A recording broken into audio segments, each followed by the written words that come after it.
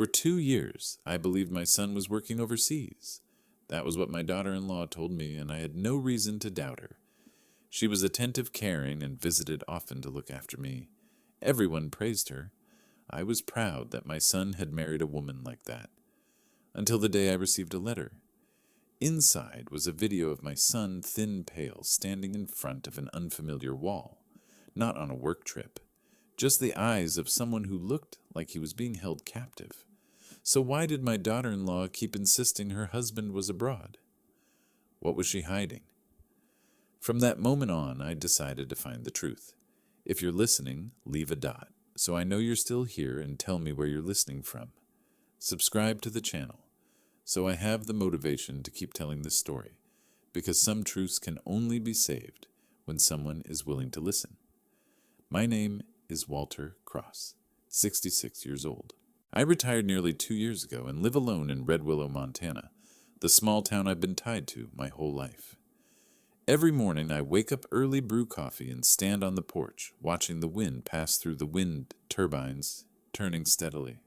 Life moves slowly, familiar with no surprises. I thought I was living a peaceful chapter of my life. My son Ethan was working overseas. At least that's what I believed. His wife Marissa said Ethan was involved in an international project, a long-term contract. Sometimes Europe, sometimes the Middle East. I wasn't familiar with his field, so I didn't ask many questions. Marissa always explained things briefly, clearly, and convincingly. She said the time difference made it hard for Ethan to call, said the work was stressful, so he didn't talk much, said men who focus on their careers tend to become withdrawn. Everything sounded reasonable. Since my wife Helen passed away, Marissa visited even more often. She brought food, asked about my health, and helped me organize paperwork. Her manner was always gentle and proper, never overly close, never distant. The neighbors liked Marissa. The Parents' Association in town praised her dedication. The church mentioned her name during several fundraisers. Everyone said I was lucky to have a daughter-in-law like her. I thought so too. At times I even felt proud of Ethan. I believed he had chosen a wife who could manage things, who could shoulder responsibility while her husband was away. Marissa never complained. Even when she was tired, she remained composed. There was only one small thing that felt strange, but at the time I didn't dare name it. Marissa often answered on Ethan's behalf. When I asked about my son's work, she spoke fluently, while Ethan rarely explained anything himself. The emails Ethan sent were short, sometimes, using words that didn't sound like how he used to write. I told myself it was the distance, the new environment, or that I was just an old man overthinking things. When Marissa brought the kids over, the house filled with laughter again. The boy ran around the yard while the girl was quieter, more observant. One time she asked me, "Grandpa, where does my dad work?" I answered exactly what Marissa always said. The girl nodded, but she didn't look happy. Marissa heard and immediately pulled her closer, saying that her dad was doing very important work and couldn't come home yet. Her voice was soft, as if she were protecting her husband's image in front of the child. I watched that scene and told myself maybe I was thinking too much. On quiet evenings alone, I often sat in the living room, looking at an old family photo. Helen stood in the middle, her eyes sharp and alert. Ethan stood next to Marissa, his smile slightly stiff. At the time, I thought it was just because he wasn't comfortable in photos. Now looking back, I understand why Helen's expression in that photos made me uneasy. Back then, I believed life was still moving in the right direction. No clear signs were forcing me to doubt anything. Marissa behaved too properly to make anyone question her. And after my wife died, I no longer had the strength to dig into things that might cause me more pain. I didn't know that the peace I felt was only a shell, and I didn't realize that Marissa had noticed that weakness in me a very long time ago. That morning began like any other. I woke up earlier than usual because I had slept restlessly the night before. The weather in Red Willow had turned colder, wind slipping through the cracks and making the house creak. I put on a jacket, brewed some coffee, and planned to step out onto the porch for a moment to clear my head. Around 8 o'clock, while I was locking up the shed behind the house, a gray pickup truck stopped at the end of the road. It didn't have the familiar logo of the post office or any delivery company in the area. The man stepped out slowly, not rushing and not looking around like a stranger. He walked straight toward me, his posture hesitant, like someone reminding himself to do something difficult. "Are you Walter Cross?" His voice was low, slightly hoarse, not the kind of voice used for casual conversation. I nodded. "Yes." "What is it?" He glanced toward the distant fields, then back at me. In his hand was a thick, dark brown envelope, the edges crumpled as if it had been held for a long time. His other hand gripped a small object, wrapped in a plastic bag. "I'm not a regular delivery person," he said quickly, as if afraid I would interrupt. "I'm a contracted technician. I used to work on a few jobs at the wind farm north of the county." The way he spoke caught my attention. People in that line of work don't usually explain themselves at length without a reason. "I know you," he continued. "I know you because your name is on the land lease for the wind farm. I also know you have a son named Ethan." That sentence made me freeze, not out of surprise, but because it touched the exact place I'd been avoiding. He held out the envelope and the USB toward me. His hand trembled slightly enough for me to notice, though he tried to keep his voice steady. "This isn't part of my job." I hesitated for a long time. "But if I don't give this to you, I won't be able to sleep." Before I could ask anything, he lowered his voice and added, "Look at it alone, and don't ask me anything else." I took the envelope. It was heavier than I expected. The USB felt cold in my palm, like it had just been taken out of a metal locker. "What's in here?" I asked. He shook his head. "I can't say. I've already gone too far." Then he looked straight at me, his eyes mixed with anxiety and guilt. "You deserve to know, that's all." Without waiting for a response, he turned back to the truck. The pickup rolled away slowly, not speeding off, not stopping to check the rearview mirror. Within seconds, it disappeared around the bend leading to the main road. I stood there for a moment, the envelope in my hand, cold wind running along my spine. My instincts told me this wasn't simple. That man hadn't come to me by mistake. He knew who I was, what I had done, and even my son's name. This was not a chance encounter. I carried the envelope inside and set it on the kitchen table. That table had seen enough family meals paperwork after Helen's funeral evenings, where I sat alone eating just to get it over with. This time there was only the brown envelope and the small USB. I didn't open it right away. I sat down, leaned back, and took a long breath. Marissa's face surfaced in my mind, her smooth reassurances the times she told me not to worry. I thought about Ethan, the brief emails, the long silence. Everything suddenly connected in a way that made me uneasy. I picked up the envelope and turned it over. There was no sender's name. No postal mark, just a messy handwritten line in the corner. Walter Cross. Personal. This person didn't want anyone else touching it. I opened the envelope slowly. Inside was a folded letter, plain printed paper, no letterhead, no signature. Beneath it was the USB, wrapped more carefully taped shut. I didn't read the letter yet. I picked up the USB first, turning it in my hand. A small, cheap object, but it felt like I was holding something that could send my life in a different direction. I remembered what the man had said. "Look at it alone." That made my heart beat faster. I stood up and pulled the curtains closed, even though there was no one outside. A habit from someone who once worked with sensitive systems. When something matters, make sure you won't be disturbed. Helen's old laptop was still on the shelf. I turned it on. The screen lit up slowly, the familiar fan noise filling the room. I plugged in the USB and watched the icon appear. I had no idea what I was about to see.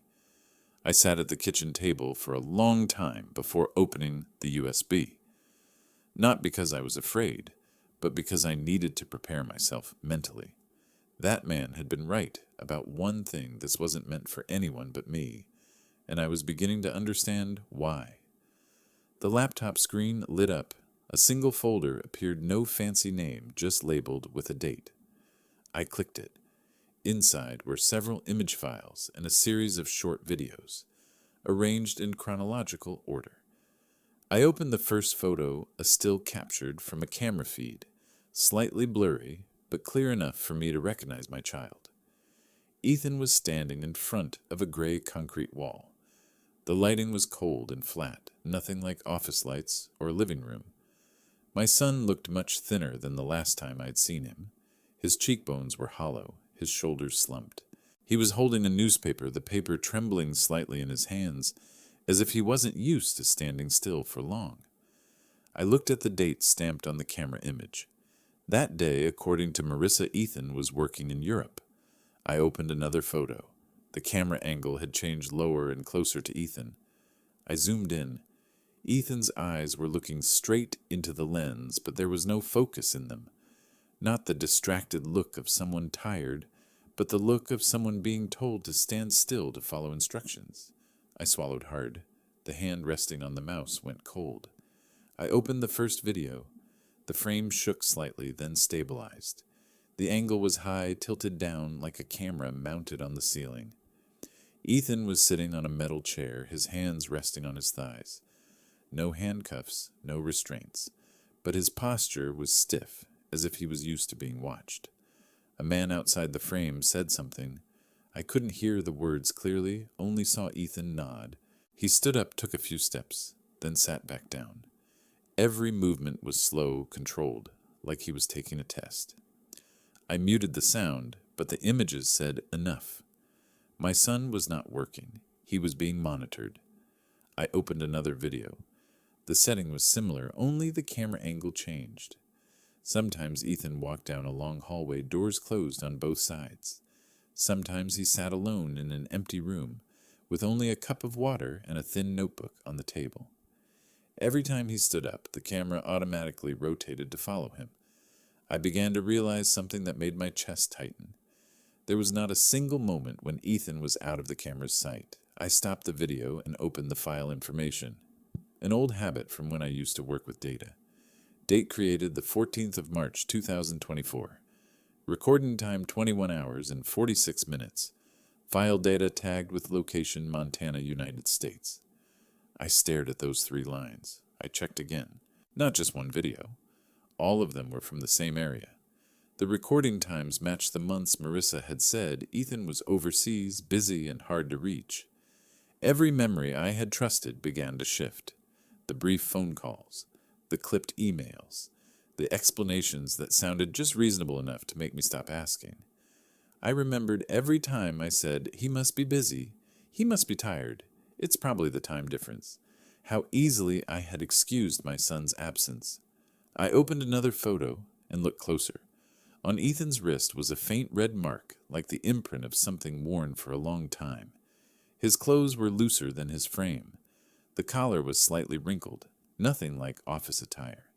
There was no wedding ring on his hand. I suddenly understood something even worse than the truth in front of me. Ethan wasn't just hidden away. He was being treated like something that needed to be managed. I felt angry, but the anger didn't explode. It compressed the kind of rage that comes from realizing you've been led along for a long time without knowing it. My son was locked away while in the real world. Marissa still stood in front of everyone talking about sacrifice, about responsibility, about family. I closed the laptop. The kitchen became unbearably quiet. I sat there, both hands on the table, trying to piece everything together. There was no room left for innocence. What I had just seen left no space for excuses. My memories had been overturned. Everything I had believed for the past 2 years turned out to be only the surface. And the thing that hurt me the most wasn't that Ethan was being held captive.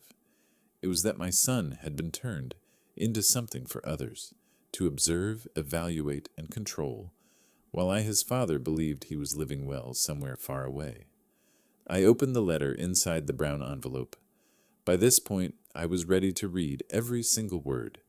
The letter was printed unsigned. The writing was brief and direct, as if the person who wrote it had hesitated for a long time before finally deciding to tell the truth. Ethan, your son, never left the United States. He was taken to a cognitive care facility called Silverline located outside Helena. I kept reading. Someone is listed as his legal guardian.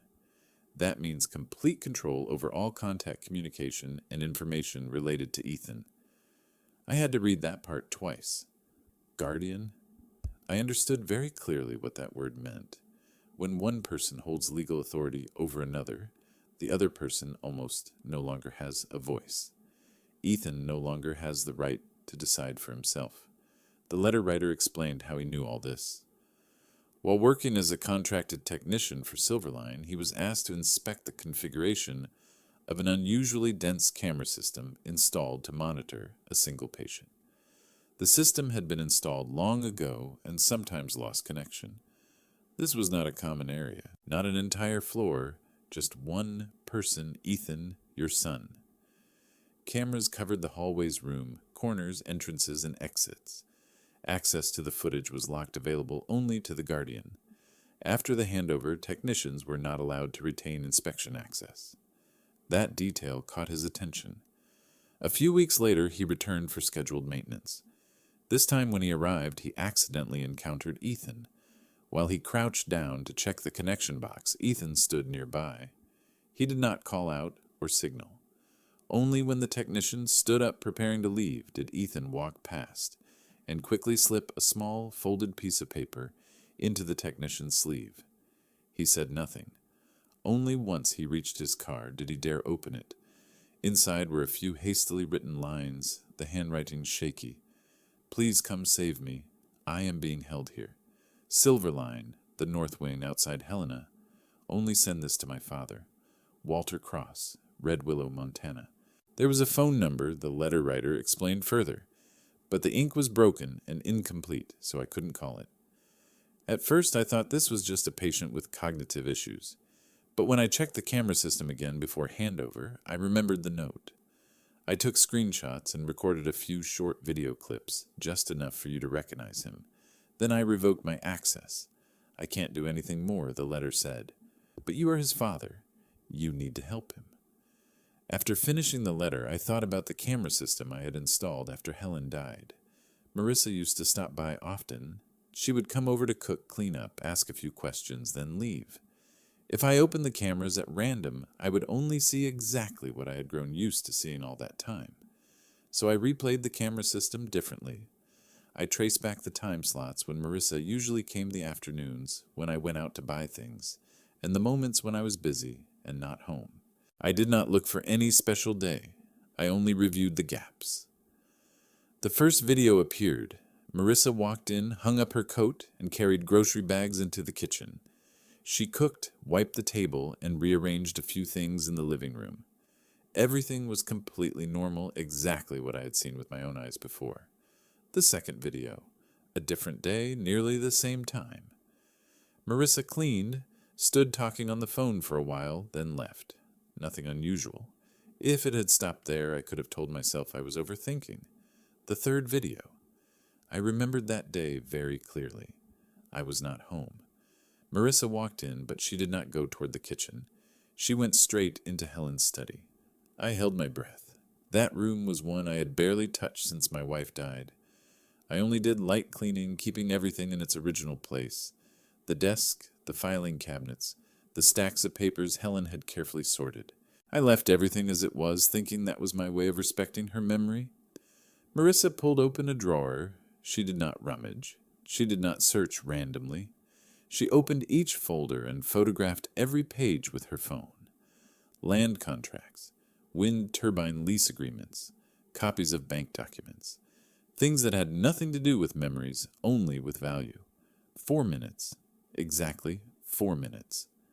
When she was done, Marissa closed the drawer, put her coat back on, and walked out as if she had never been there. I kept watching. Another video. Another day. This time she went into my bedroom. She opened the bedside drawer and took out the notebook where Helen had tracked expenses. She flipped through every page, photographed every entry. Her face showed no expression. She was not rushed. She felt no guilt. The next video.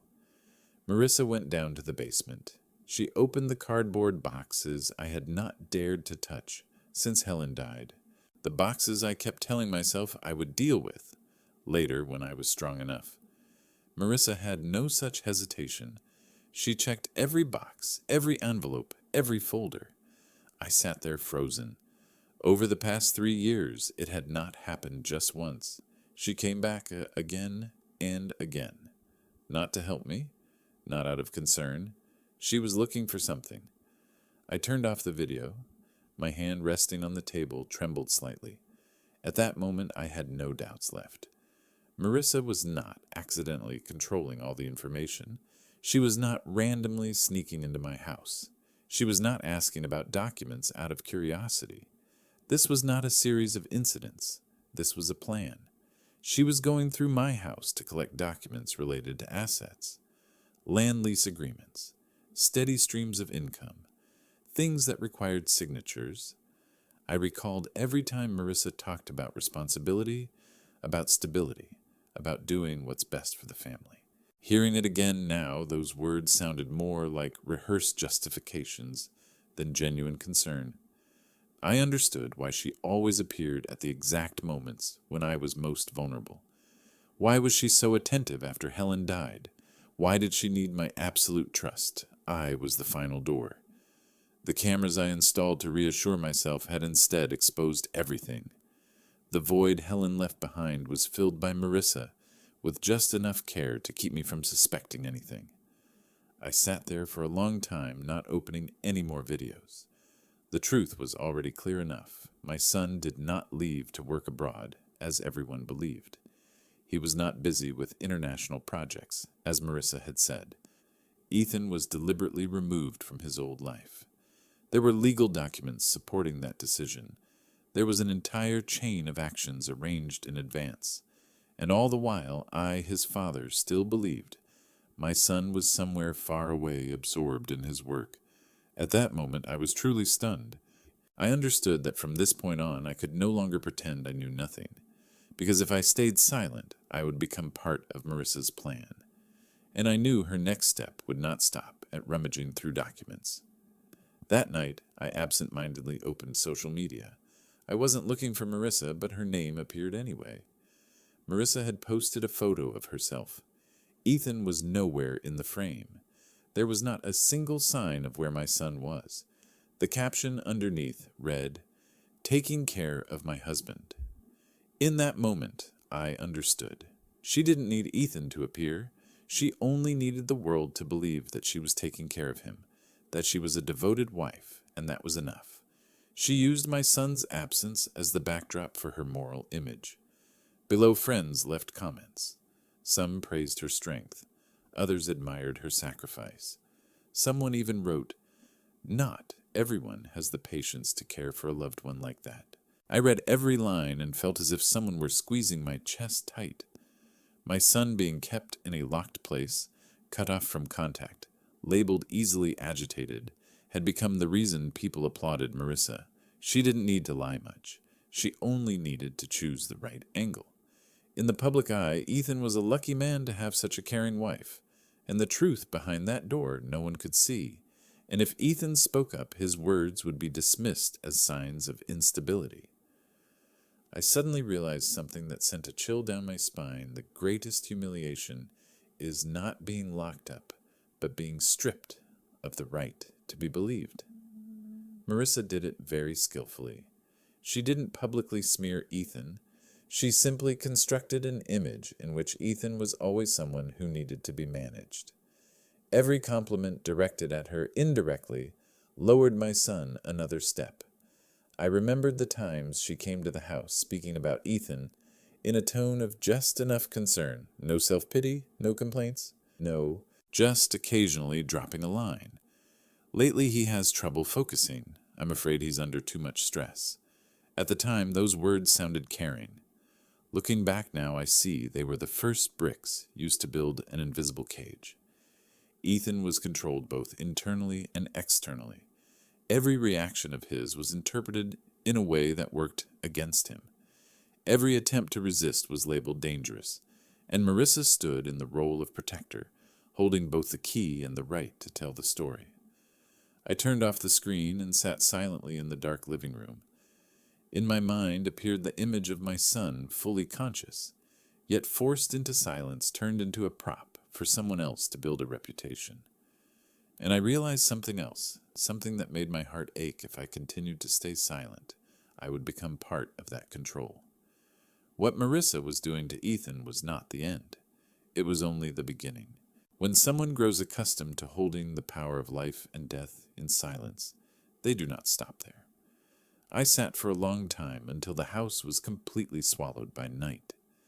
In that stillness, a thought slowly became clear, not loud, but resolute.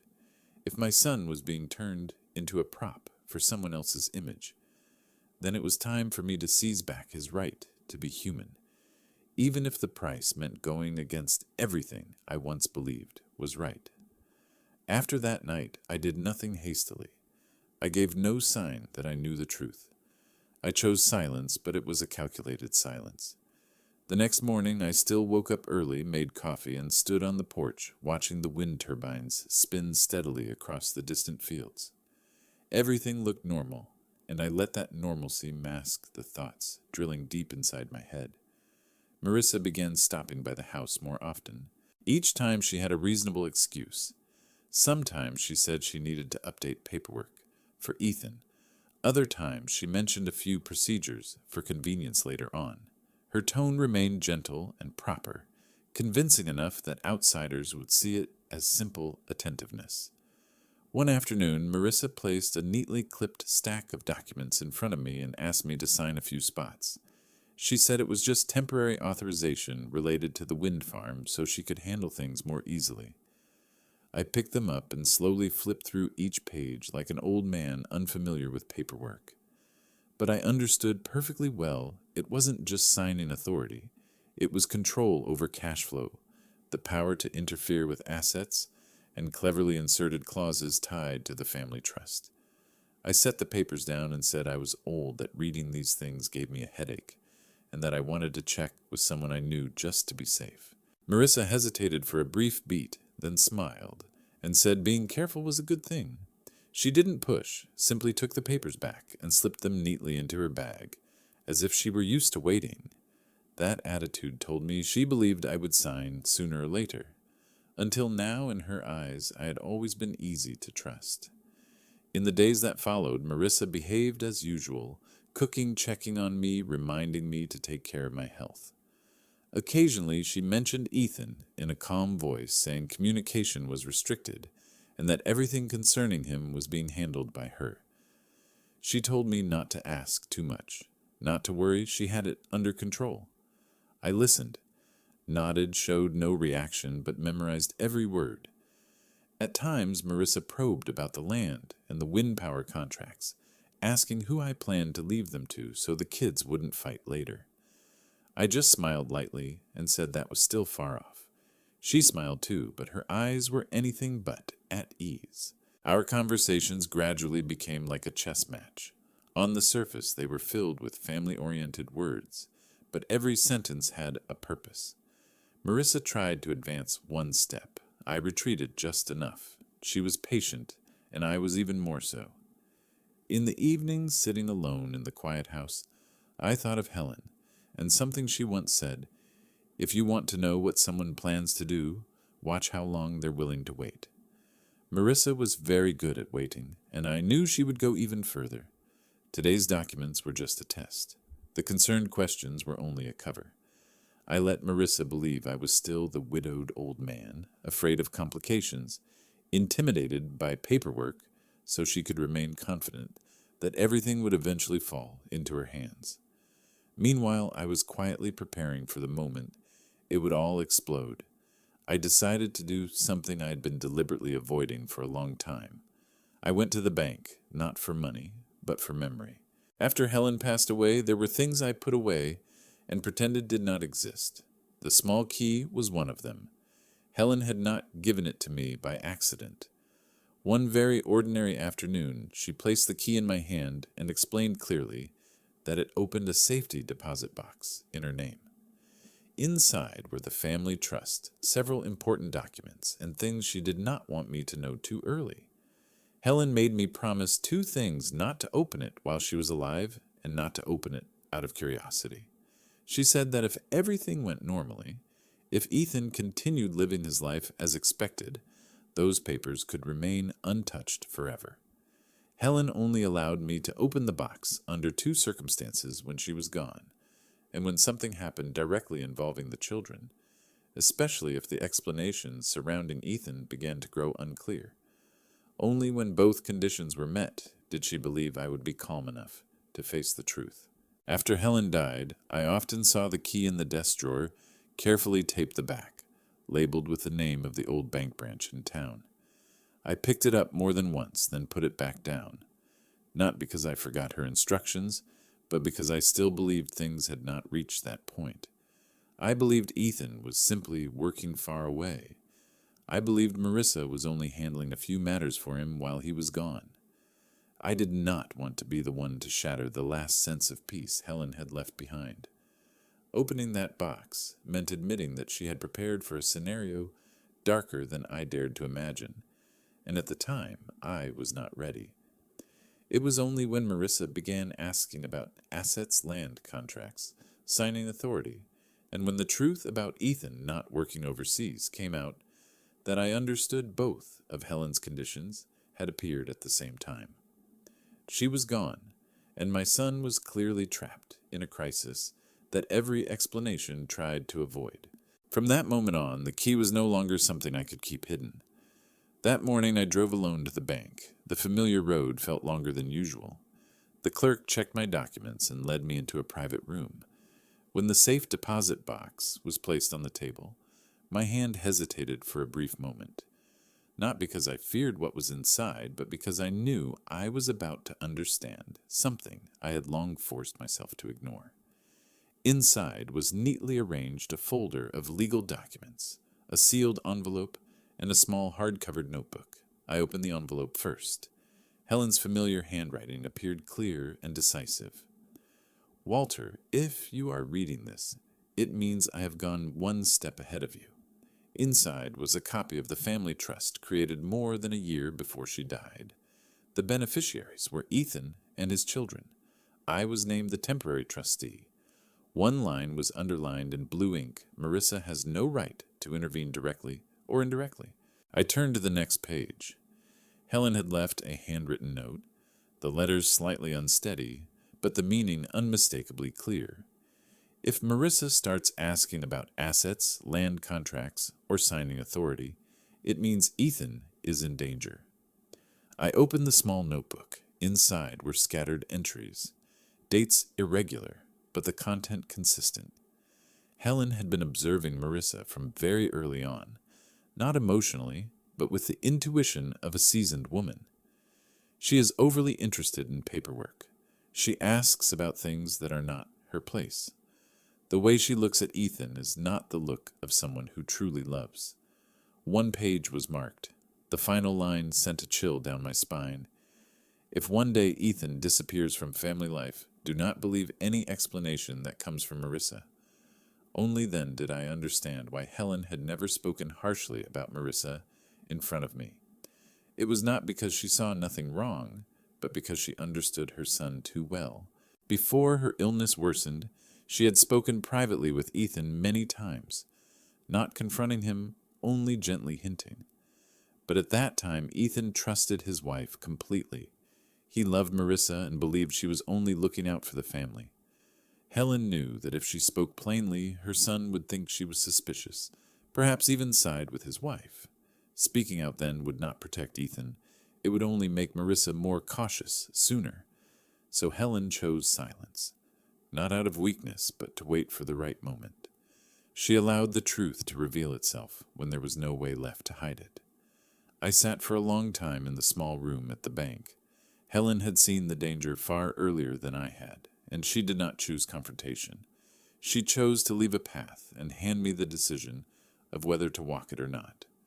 When I left the bank, I no longer felt the same sense of loss as before. In its place was a cold clarity. Helen did not leave me money. She left me responsibility, and I understood that from that moment on, all previous patience was over. The dead had finished her part. What remained was mine. I did not rush. After leaving the bank, I understood that if I wanted to drag Marissa into the light, I had to put her exactly where she felt most confident. She was good at performing in front of crowds, used to admiring eyes, used to being praised as someone who knew how to sacrifice. So I gave her a stage big enough for everything she said to turn back against her. The opportunity came faster than I expected. The town community council organized its annual fundraising event for a renewable energy project, where my family's wind farm was the main sponsor. Marissa Judong volunteered to represent the family and give a speech. She said it was a chance to maintain a good image for Ethan and reassure public opinion. I nodded, appearing to agree, even said I would go along to support her. She did not suspect a thing. In Marissa's eyes, I was still the old father, conflict-averse, preferring peace and quiet. Before the meeting, I prepared carefully. No noise, no fuss. I asked an acquaintance on the organizing committee to arrange suitable seating, a place with a clear view of the podium, the stage, and the screen. I also invited a few people who had heard Marissa talk about Ethan on other occasions for very ordinary reasons. More importantly, I brought a small recording device, tucked neatly into my jacket pocket. I did not need to edit or set any elaborate traps. I only needed Marissa to speak exactly the way she always did. That evening, the hall was full. Bright lights, a low hum of conversation. Marissa appeared in a simple yet elegant dress. Her face calmed the posture of someone accustomed to standing before a crowd. When invited to speak, she held the microphone naturally. Her voice was smooth, every word carefully chosen, and then Marissa ended her part with an action that had clearly been well prepared. She handed the organizers a donation check worth $15,000, enough to stir the entire hall. The host immediately thanked her, calling Marissa a model citizen and a woman who can take care of both family and community. Applause rang out steadily. Some people stood and nodded, others turned to whisper their praise. Marissa smiled and bowed her head slightly. She took the microphone again, her voice lowering, full of emotion. She spoke about sacrifice, about days spent far from her husband, about caring for the child, looking after me, and shouldering family responsibilities while Ethan was busy working overseas. Every sentence was carefully chosen, just enough to make people feel sympathy and respect. The entire hall listened in silence. That was when I stood up. I only asked for the microphone, saying I wanted to say a few words of thanks. Marissa turned to look at me, her eyes freezing for a brief moment, before she quickly smiled again, as if everything were still under her control. I took the microphone and spoke slowly, clearly enough for everyone to hear. I thanked the organizers, thanked the community for listening, thanked everyone for their concern for my family. I said I was very grateful to Marissa for stepping up to represent us while my son was away. At that point, I could clearly see Marissa's shoulders relax. She believed I was helping her reinforce her image. Then I continued, my voice still even. But there is one thing I need to make clear. Ethan is not like what you have just heard. The hall stirred. Marissa turned fully toward me. She stepped forward, her voice suddenly higher. What are you talking about, Dad? You're old now. Your memory isn't what it used to be. Saying nonsense like this in front of everyone is not appropriate. She turned to the audience, her voice softening. Please understand my father. He's too emotional. He doesn't fully understand what's going on between my husband and me. As soon as those words ended, murmurs began to rise in the room, at first small, then spreading. Some people covered their mouths, others looked at one another. Marissa was still standing on the podium, but her arms hung limp at her sides, her fingers stiff. Her face was pale, no longer able to maintain the calm from before. I did not look at the crowd. I turned toward the technical table and raised the USB drive in my hand. Please open the file on this, I said firmly. Everyone will understand why I'm saying this. The technician looked at me, then at the organizers. After a brief moment of hesitation, he plugged the USB into the system. The large screen behind the stage lit up. What appeared made the entire hall fall silent. Ethan. My son appeared in a cramped frame under dim light, His face was gaunt, unshaven, his cheeks deeply hollowed. His eyes drifted away exhausted, like someone who had not had a full night's sleep in a long time. The clothes on his body hung loosely, nothing like the image Marissa had just painted. A sharp intake of breath rose from the seats below. A few people jumped to their feet. Marissa spun toward the screen, her mouth opening, but no words coming out. I looked straight at her, and then spoke slowly, each word ringing clearly through the breathless space. "This is my son. The man you said is working overseas. The man you said is fine." I paused briefly, then asked directly, without raising my voice, "What did you do to my son?" Marissa couldn't keep her composure for as long as I thought. The moment I finished my last question, she screamed, her voice sharp and shrill, with none of her usual gentleness. "Left. Dad's lost his mind. He's talking nonsense in front of everyone. He lost his wife, misses his child too much, so he's become delusional." The entire hall seemed to sway under that barrage of words. Marissa turned straight toward the crowd, raising her hand to point at me as if presenting undeniable proof. "My son is still working overseas," she shouted. All of those images just shown were fabricated, staged to smear my family. She then turned to the event organizers, her voice trembling, not from fear, but from anger. "I can't believe something like this is allowed to happen here. A father who misses his child so badly that he makes things up, then turns them into a public spectacle." Someone stood up, someone else shook their head. I heard whispers behind me. "He really must be old now. Poor man lost his wife-child far away." Marissa ended with a short, decisive line as if delivering the final verdict. "Please understand, my family will handle this matter ourselves." The meeting ended in a heavy atmosphere. No one asked anything more. No one openly defended me. When I walked out, I felt the looks on my back, clearly not curiosity, but pity. That evening, the news spread quickly through the town.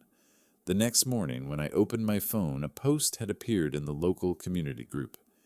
It didn't mention my name, but anyone who read it knew exactly who it was about. There are elderly people who, because of loss, develop delusions. Please don't let emotions damage the reputation of others.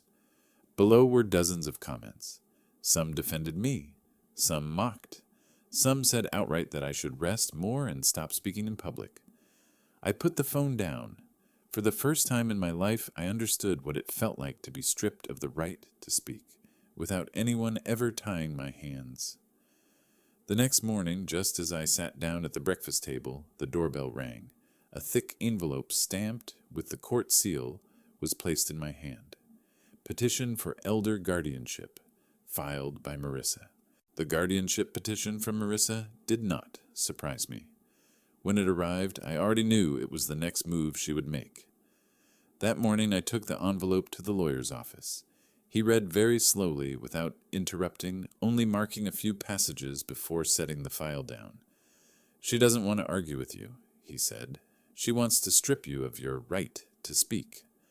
In the petition, I was described as cognitively impaired, emotionally unstable, prone to abnormal statements. The community meeting was cited in detail, but in a completely different light. Direct questions were turned into signs of paranoia.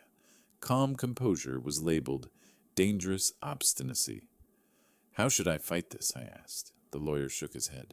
"Fighting means stepping straight into the script she's already written." He looked at me directly. "We'll choose a way that makes it impossible for her to control the narrative." He explained briefly and clearly. If I avoided the issue or reacted aggressively, the guardianship file would gain weight. But if I proactively agreed to a competency evaluation through an independent process, under legal supervision with no doctor or facility suggested by Marissa, involved, the accusation would lose its force on its own. People who are truly incapable, he said, rarely dare to face a transparent assessment. We filed the response the same day. No long explanations. Just one request, an independent competency evaluation properly conducted with no involvement from Marissa. Once that was done, he shifted to something else. "If Marissa is controlling her husband's life," he said more slowly, then where he is being kept is no longer the biggest question. What matters is what paperwork she's relying on to do it. No one is restricted from moving freely without leaving a legal trace. He opened a drawer and took out a short list. We don't need to decide right or wrong yet. We only need to clarify one thing: who signed, when they signed, and by what mechanism. I understood immediately. We were no longer searching for Ethan blindly. We were following the paper trail that was holding him in place. I signed an authorization for an independent investigator, assigning him one task, only to verify every legal and movement record related to Ethan during the period Marissa claimed he was working abroad. Meanwhile, Marissa changed her tone. She texted to ask about my health, advised me to rest. More, warned me not to let outsiders confuse my mind. She even offered to arrange a doctor herself to get the evaluation over with quickly. I did not respond. 3 days later, the investigator returned. He did not bring a thick file, only a thin envelope, but what was inside was enough to lock every story Marissa had ever constructed.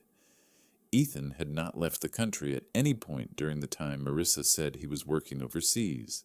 No flights, no work assignment records, no entry stamps anywhere. We're not concluding his legal status yet, the investigator said, but there's sufficient basis to confirm he never left the country.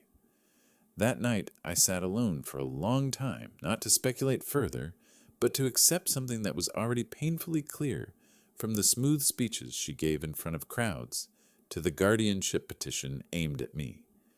Everything Marissa had done revolved around a single purpose: concealing the truth about my son. The next morning, when the court confirmed the date for my competency evaluation, I understood the core of it. She did not want to take care of me. She wanted to turn me into someone whose words no longer carried legal value. But that very step opened the door to an investigation she no longer had the power to close. From that moment on, the question was no longer whether I was sane or not. It was who was holding my son through paperwork, and how we would peel away each layer of that paper. That afternoon, he took me for a short evaluation at an independent clinic. Not to prove I was sane in a pleading way, but to obtain a clear, objective document that was not under Marissa's control. I answered questions, recalled dates, completed a few simple tests. The doctor looked at me, looked at the results, then signed. Outside the room, the attorney said curtly, "Tomorrow, I'll file a response with the court. At the very least, she won't be able to claim you're mentally incompetent and shut everything down." I thought that was the heaviest day imaginable. I thought that was already heavy enough for one day. I was wrong. That very evening, he called me back. His voice was firm. "It's confirmed. Your son is there." He spoke quickly.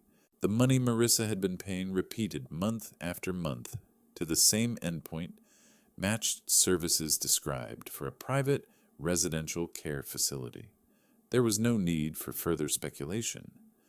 The next day, the investigator went alone to verify the site.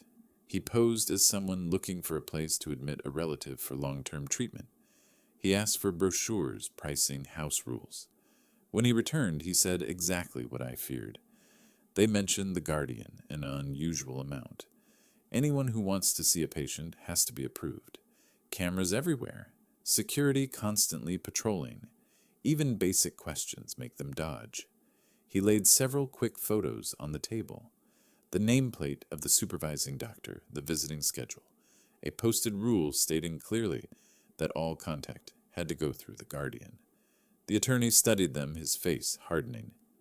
"That's enough to open a path?" I asked. How he said slowly, clearly, word by word, "Request a welfare check. Go with the proper authorities. I'll contact the County Adult Protective Services and request a welfare check according to procedure, and demand that Ethan meet an independent evaluator. At that point, they can't lock him behind a door and say, 'The patient doesn't want visitors.'" I swallowed. "How long?" He looked straight at me. "No more circling. We do it now." 2 days later, we stood in front of Silverline. The sky was gray. The building was low beige walls, looking from the outside like an ordinary care facility, If you just passed by, you'd never think someone inside was being held by paperwork. There were 4 of us, me, the attorney, the investigator, and 2 officials accompanying us for the welfare check. When we entered the lobby, the faint smell of disinfectant rose. The receptionist looked up, smiling like a mask. "Who are you here to see?" I said. "I'm here to see my son." "Ethan." The smile froze for exactly a beat. She looked at the screen, typed something, then said, "Patient Ethan has a guardian. Visits require the guardian's consent." The attorney stepped forward, calm. "We're not requesting a casual visit. We're here with authorities to conduct a welfare check and ensure minimum communication rights. Here are the papers." He handed them over. The receptionist read her hand, slightly shaking. She stood up and went to get someone. A few minutes later, the manager appeared. A gray-haired man, neatly pressed shirt, polite but rigid. "Why do you want to see Ethan?" he asked. I hadn't answered yet when the attorney spoke. "Because there is a guardianship dispute, and because we have evidence the patient is being isolated beyond what is necessary. If you obstruct this, it will all be documented." The manager glanced at the 2 officials. He stopped smiling. He turned away and spoke quietly to staff. "Please wait." The waiting felt endless. I stared down the hallway leading deeper inside. Every footstep tightened my chest. Then finally, they brought Ethan out. He walked slowly, thin shoulders, a patient gown too large for his frame, dark circles under his eyes. But I immediately saw one thing: his eyes were clear.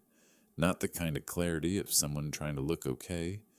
It was the clarity of someone who had lived under control for a long time and learned to hide all emotion to survive. Ethan saw me. For a split second he froze. I stepped forward, my lips trembling. "Son!" He opened his mouth as if to speak, then stopped.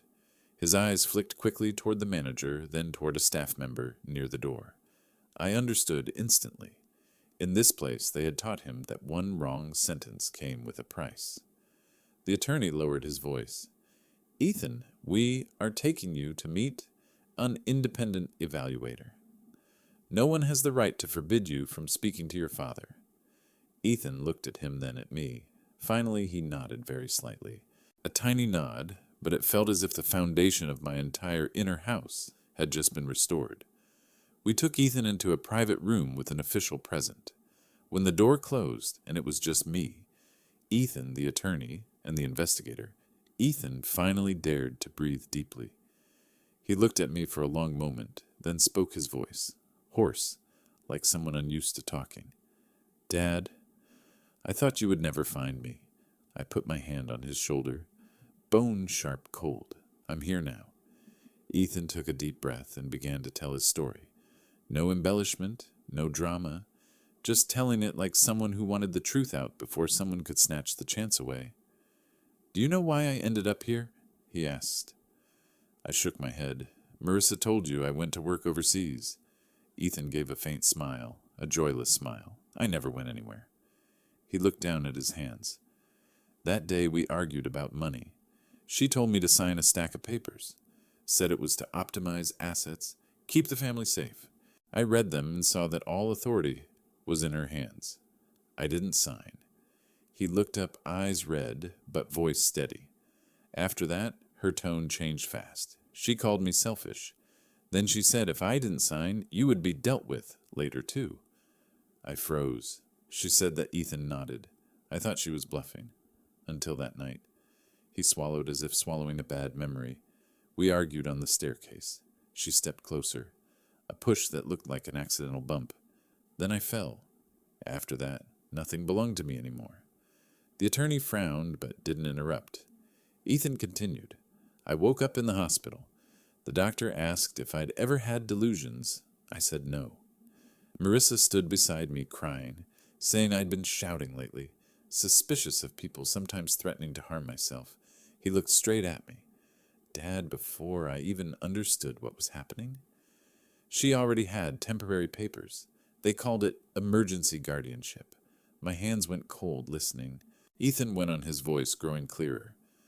When I started to come to, I asked to call you. They said they needed the guardian's approval. I asked when I could go home. They said, depending on your condition. I said I wasn't sick. They wrote in the chart, patient denies illness. He laughed, but it sounded choked. Do you understand? When I objected, they used that objection itself as proof that I was unstable. I looked at him, unable to speak. Ethan exhaled, his voice dropping. Then they transferred me here. Said it was a recovery facility. At first I thought a few weeks. Then it became months. I asked to call outside.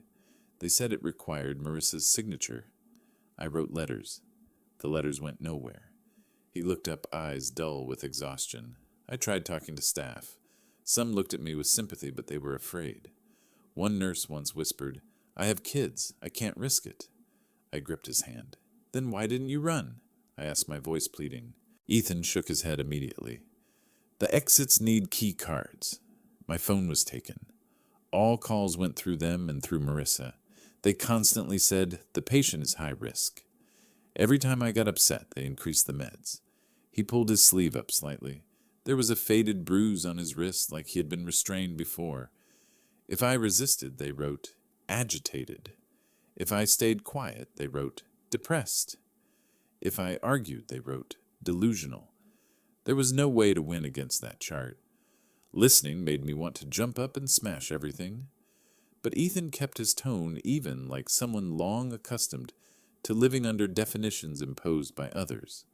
The only thing left was to act compliant, he said. Compliant, so I wouldn't be moved to a more locked-down unit. Compliant, so I could get out of my room for a few minutes a day. Compliant, so sometimes I could stand near the glass and see people outside. The attorney asked very softly, Did you ever try to get a message out? Yes, Ethan said quietly. There was a technician who came to check the cameras.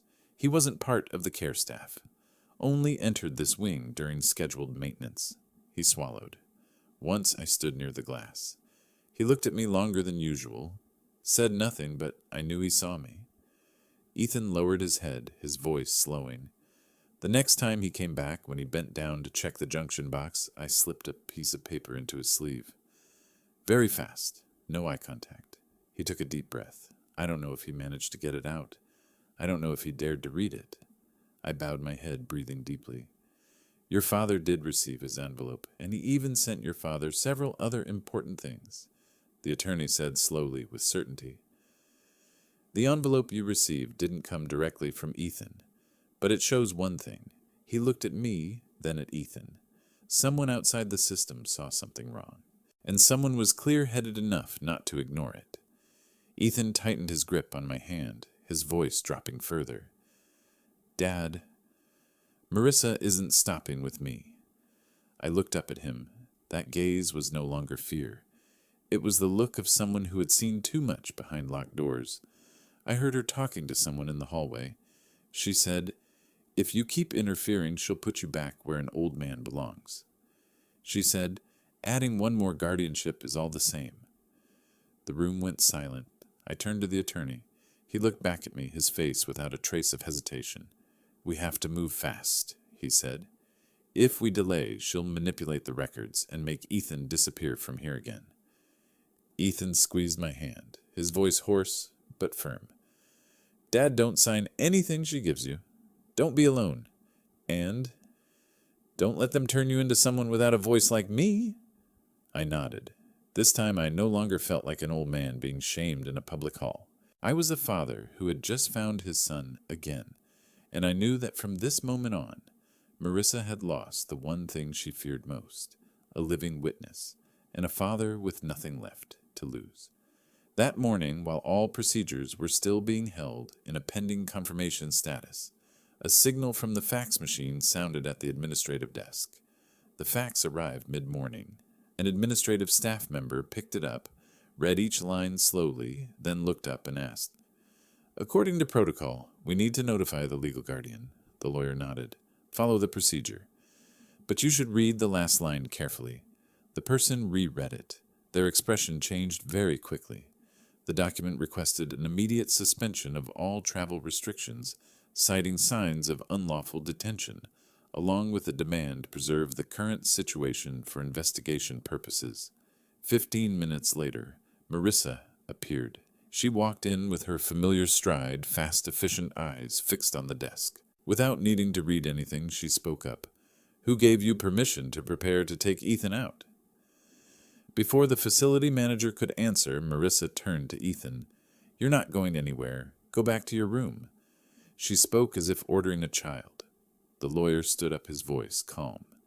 "We have an official request. The center no longer has the authority to detain him." Marissa gave a cold smile. "That is my husband. I am his legal guardian." "Not anymore," the lawyer replied. "From this moment on, all of your decisions are being reviewed under the lens of abuse of power." I was about to stand up and say something, but Ethan stepped forward first. He stood straight. He did not shake. He did not look at me. He looked directly at Marissa. "You're cruel. You kept me here for nearly 2 years." The room went silent. "You didn't put me here because you cared about me," Ethan continued. "You did it because you needed me to disappear." Marissa opened her mouth to argue, but Ethan did not give her the chance. "You didn't do all of that on impulse, Marissa. You did it after a long calculation. From the very beginning, you understood one thing clearly. My father is not someone easily controlled, and I am not the kind of man who signs papers just because he is pressured. I don't waste money. I don't rush into reckless investments. And most importantly, I never gave you full control over the assets. The largest portion is not in your name. It sits within a tight legal structure with conditions, limits, and oversight. You hated that. Not because you lacked living expenses, but because you lacked control. You didn't want discussion. You wanted to be the sole decision maker. When I refused to sign the early fund withdrawal papers, you realized something. As long as I remained a normal person with a voice, with the right to say no, you would never get what you wanted. From that moment on, I became an obstacle. I still remember that day when you and I argued at the top of the staircase. You were standing one step above me. When I turned away, I felt a force very clearly against my back. Not strong, but enough to make me lose my balance. I remember it clearly. That was not a slip. I felt that force before my foot left the step. All it took was for me to be labeled legally incompetent, and everything immediately flipped. You didn't need to kill your husband. You only needed me to disappear legally. When I woke up, I was here. Just by keeping me here, you achieved 3 things at once. First, you gained total control over my daily life decisions. Second, you bought time to search for ways around the asset barriers, time to dig through documents, contracts, old wills, anything that might let you take a detour. And third, most importantly, you began preparing for the next step. Because I was never the final target. The bigger target was my father. He is the keeper of the legal memory, the one who understands the asset structure, the one whose signature can collapse or complete your plan. But my father is not easy to manipulate while clear-minded. Everything was aimed at one very specific goal trick my father into signing the papers, and if that failed, strip him of the legal capacity to intervene. You believed that once my father was deemed senile, I would have no one left to protect me. But there is one thing you were wrong about. I was never stupid. I only pretended to be powerless in order to survive. I was obedient not because I was weak, but because I understood very clearly that resisting too early would only get me locked in deeper. You demanded absolute silence. I used that very silence to wait for today, and when the truth is exposed, your motive now stands unmistakably clear before everyone here. Ethan was brought home late in the afternoon. No sirens, no crowd. Just the car door opening, him stepping out, standing still for a few seconds, as if he needed to be sure the ground beneath his feet was real. I stood a few steps away, not moving closer right away. There are moments when rushing only makes cracks spread instead of healing. He looked around. The field, the old line of trees, the house still there as if nothing had ever happened. When his eyes settled on me, everything else fell away. "I'm home," he said. I nodded. "Yeah, you're home." That night we sat with the lawyer at the kitchen table. Not a conference table, just the place where we had eaten, fallen silent, argued. Ethan didn't talk much. He listened. When asked, he answered briefly, clearly, without detours. "We'll file a lawsuit," the lawyer said. "Not for revenge, but to stop any chance of this happening again." Ethan looked at me then, at the stack of files in front of him. "I want to take it all the way. Not just for me." I understood. He was thinking about his child, and about those who have no one to stand up for them. 3 days later, the lawsuit was filed. The court date came on a cold morning. The courtroom was quiet, not loud the way people imagine. No one shouted or cried. Everything followed procedure, documents, testimony, cross-checking. The USB was opened, images appeared, audio recordings were played, timelines were placed side by side, needing no long explanations. Someone from the treatment facility confirmed hearing Marissa say Ethan was working overseas, and that statement was a lie. When it was Ethan's turn, he stood up. His voice didn't shake. He spoke about being shoved on the stairs, about learning to stay silent to survive, about the feeling of being reduced to a name in a file, nothing more. He didn't cry. He simply recounted the days that had passed like a task that had to be done, to close a door. Marissa didn't look at him. The verdict was delivered at the end of the session. The court determined there had been unlawful detention abuse of guardianship authority, manipulation of assets. The sentence was read clearly, point by point. No drama, but heavy enough that it couldn't be dismissed as a mistake. Marissa was sentenced to 12 years in prison. Immediately afterward, Ethan filed for divorce. Custody of the child was awarded to him. There was no prolonged dispute. The evidence had already spoken. When he signed the final document, his hand paused for a beat. Then he set the pen down very slowly. That afternoon, he brought his child home. The little one ran ahead, wrapping both arms tightly around her father's legs. Ethan bent down to her eye level. "I'm here," he said. "I'm not going anywhere anymore." She nodded, then hugged him tighter than necessary. That night, when everyone was asleep, Ethan sat with me on the porch. It was cold, a light wind. He was quiet for a long time. "There were times I thought you'd give up on me," he finally said, "because I stayed silent for too long." I looked at him. "I won't give up on you. As long as you still need this old man, I'll always be here." He lowered his head. A moment later, he leaned his shoulder against mine, very lightly, like a child who hadn't dared to do that for far too long. In the darkness, I understood something. Not everything may be fully closed yet, but one thing was clearer than ever. No one in this family would disappear again. Not on paper, not through words, and not through enforced silence. Everything ended without noise, just ordinary days returning, and this time no one disappeared again. If this story touched you, leave a line, and if you want to hear more, follow along. As long as there are people willing to speak up, the darkness will not win.